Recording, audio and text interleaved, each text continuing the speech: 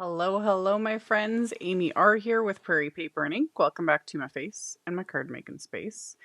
And a revisit of one of my, my absolute all-time favorite stamp set. A lot of you already know just by the title. Simon Says Stamps Beautiful Flowers stamp set. This is the OG. Mine's upside down in the packaging. This is the OG. For me, this was the first big floral stamp set that came out a few years ago, many years ago. It's been 6 years, something. Mine is completely stained.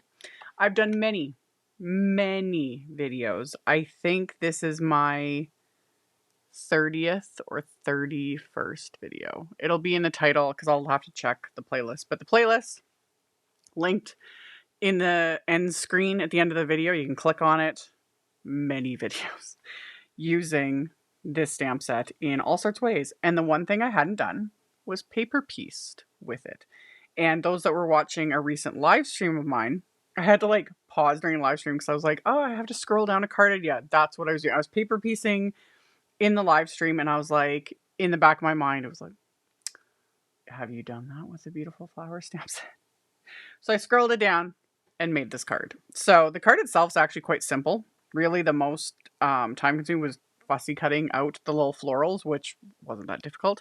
And yeah, I kept it a little more simpler, which for me, not usually my forte. Still managed. I still put some splatter in there because you know it's going to happen. But yeah, this was fun and it was different because I'm not sure how many more ideas I'm going to have for this stamp set after the many dozen.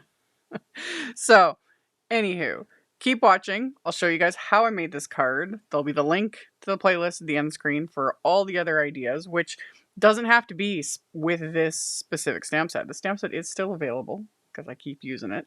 But like large florals, we now have so many options from so many brands, which makes me just happy. You know, you're always going to get me with a large floral. I'm here for it.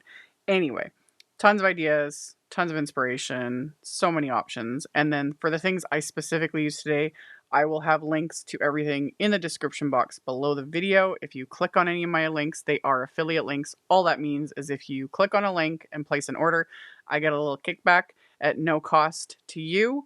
And that just helps fund the channel, pay the bills, keep my garage space heated so I don't freeze. And that's it. Keep watching. I'll show you guys how I made this one. So with this specific stamp set, there's the big, floral image, my favorite. There's 3 individual flower stamps in this set, and they are the exact same as what's in the cluster, which for something like paper piecing made my life so much easier because I can just take the stamps as I'm showing and stamping each one onto a different piece of pattern paper. Now, if whatever it is you're paper piecing doesn't have, separate individual images, you just stamp the main image and cut out what you want. And I actually do that a little bit later because there's the bud on the cluster doesn't have an individual stamp. So I'll just show that. And that's how, a little later, and that's how I paper pieced that part. So I'm stamping them onto pattern paper. This is the April and Ivy pack from American Crafts that I purchased not too long ago. And this I used in the live stream. That's what I was like, ooh, I wonder, why not? Why not? So anyway, stamp the images with Simon's Intense Black ink, a alcohol marker friendly ink, because the thing I really like to do when I am paper piecing is I use my alcohol markers. Here I'm using Copics again. Any alcohol marker is going to work. And I add some shading. That just gives, the images a little more depth, a little more definition. And so it's not just flat on the paper. And a set like this, it's a lot, it looks more intimidating than it is because of all the detail. But that's one of the reasons why I like it so much, because you just follow the detail. Whether you're doing something like this, just adding a little bit of shading on pattern paper, or you're actually coloring it, all you have to do is follow the detail. So all those little lines are just already drawn in, showing, like giving some depth and dimension. So you just trace them with your markers. And then the other thing to always remember is with pattern paper and alcohol markers, the markers will go on darker because they are wet, and then they will dry back. And you will generally have to go darker than you will think because you're coloring on pattern paper. It's just, it helps to, you know, experiment until you know which colors are going to work, what shades are going to work.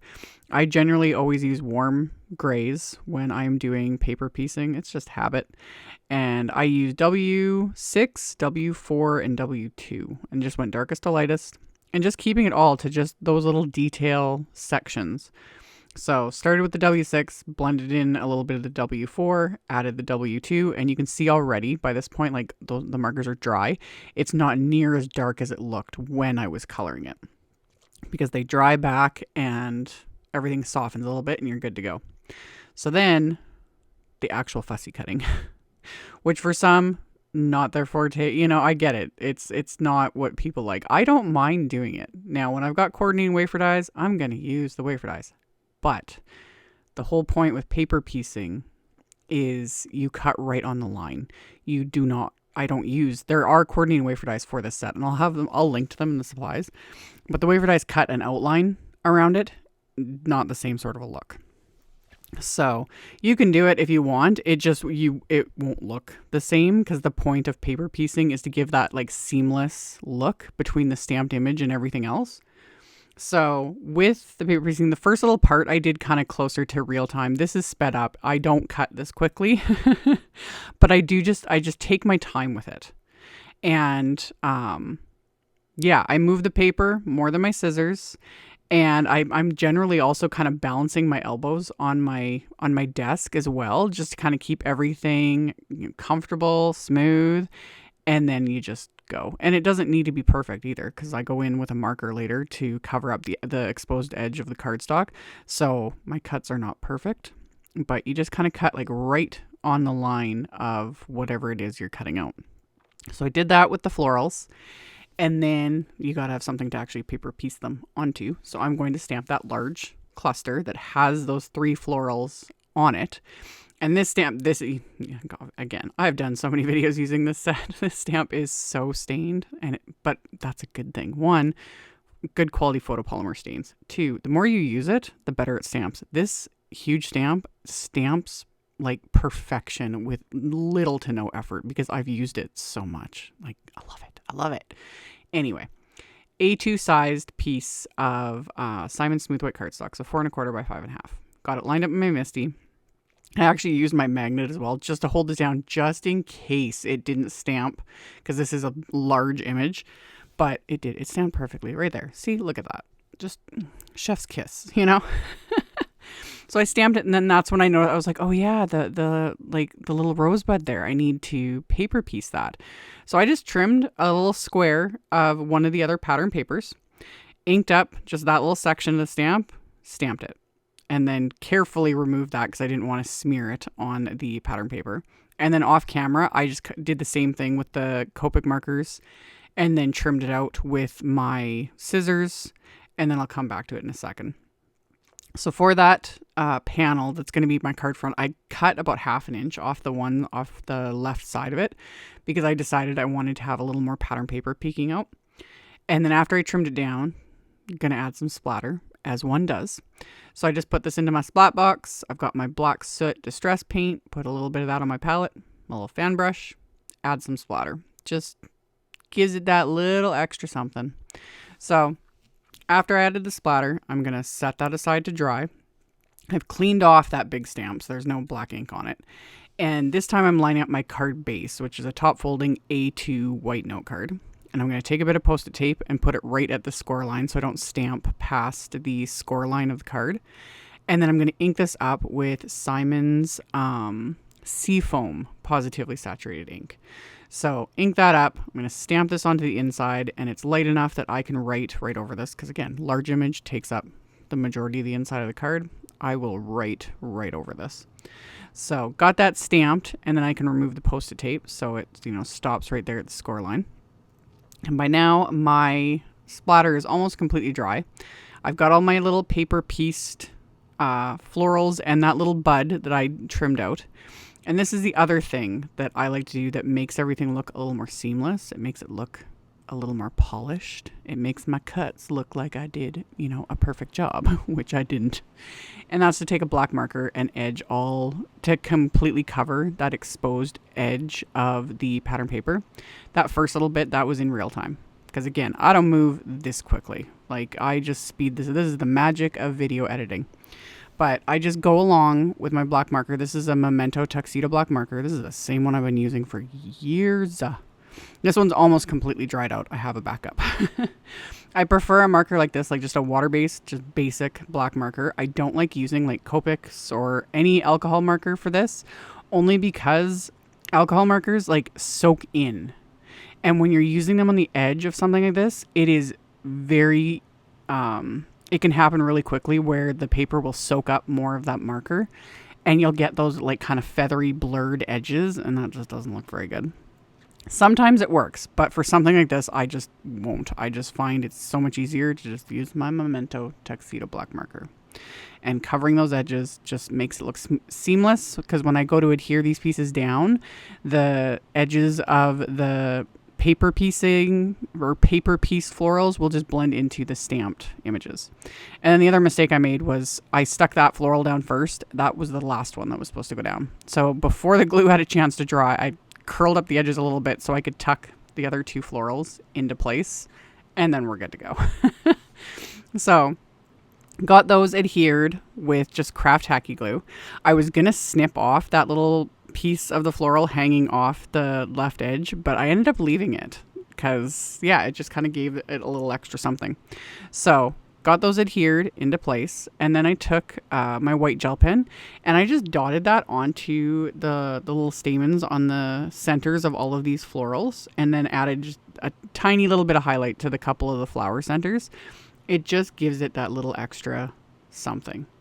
So added that, and then trimmed down another piece of the pattern paper. This is what I'm going to add to the card base. This is what's going to peek out past the edge that I cut off on the card front. So I've got my card base, and then I'm going to adhere that strip of pattern paper to the card base, again, just using my craft tacky glue. Once I've got that adhered into place, I can flip this over and cut off the excess with my scissors, just using the edge of the card base as my little guide there. And then I was looking at it and I was like, it needs something else. I almost used baker's twine. You know, you guys that have been watching my videos know it's been my thing lately. So I almost did, but then I decided instead, I just trimmed off just this little sliver of some matte gold cardstock, like a literal sliver, just tiny little bit. And I adhered the card front to the card base. I didn't put any adhesive behind that the petal of the flower that's like hanging over, so it's not stuck into place. So I can like shimmy this little strip of gold, matte gold cardstock just kind of under that and butt it up against the card front here. So I added that little bit of glue, got that into place right up against the edge, press that down, and then same thing, just flip this over and snip off the little bits that are hanging off the top and the bottom of the card front. And then for my sentiments, I'm using the CZ Design. I think this is like the reverse Bestie. I think that's what this set is called. Yes, reverse Bestie sentiment strips. So I trimmed down a couple, one for the front of the card and one to go on the inside of the card. And then the one I'm going to put on the front, I'm going to use that marker again, just to go along the edges, because this was white cardstock and then it's printed with black like toner ink. So using the marker just makes it look a little more seamless. I didn't bother with the one on the inside because this is just getting adhered like flat onto the inside. But the little one that I'm putting on the front, I'm going to pop this up with some just thin little foam squares just to give it a little bit of dimension. So cut them in half and then stuck them onto the back of the sentiment, and then I'm going to pop the sentiment into place right onto the card front here. And then as my final little bit of embellishment, and just kind of tie in that little gold strip I added, I'm adding some just gold confetti from Simon Says Stamp. That's like the Stay Gold Sequins, I think they're called. I'll have a link. Stuck a few of those onto the card front, tucked one kind of underneath the sentiment there. I've talked about this before. I don't know what it is. I like tucking the larger ones like under things on my cards. I don't know. I just like the look of it. So stuck those into place with the craft tacky glue, and that finished off this card. So we got pattern paper, still managed to get some splatter in. It's clean and simple adjacent. My version of clean and simple, you know? So, like I mentioned in the intro, I will have a link to that playlist at the end of this video. I'll also link to that live stream that I was talking about as well. That'll be linked at the end as well. And then all the other info, links to supplies, etc., that'll be in the description box directly below the video for anyone interested. Thank you all so very much for taking the time to watch my videos, for thumbs upping, commenting, subscribe if you haven't. I would love to have you, and I'll see you all very soon in the next one. Bye.